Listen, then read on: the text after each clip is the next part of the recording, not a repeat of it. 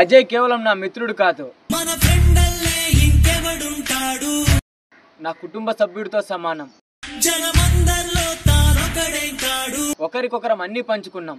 మా స్నేహం ఎప్పటికీ శాశ్వతం అనుకున్నాం. కానీ ఒక్కరోజు అర్జెంట్గా 10,000 డబ్బులు ఇరా, చాలా కష్టాలలో ఉన్నా. సర్లేరా, ఫోన్పే చేస్తాను. చేశాను, చూసుకో.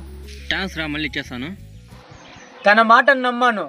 తన కష్టాలను తీర్చాలనే ఆశతో నా దగ్గరున్న డబ్బుల్ని ఇచ్చాను. తను తిరిగి ఇస్తాడని కాదు, తనకు సహాయం చేయాలనే భావనతో ఇచ్చాను.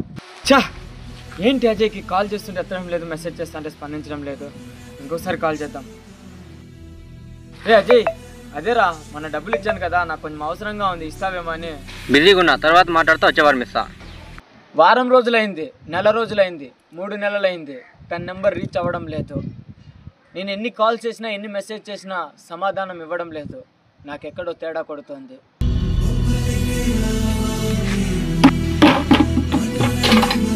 డబ్బు పోయింది అన్న బాధ కన్నా నమ్మిన స్నేహితుడు మోసం చేశాడు అన్న బాధ నన్ను నిలువుగా కాల్ చేస్తోంది.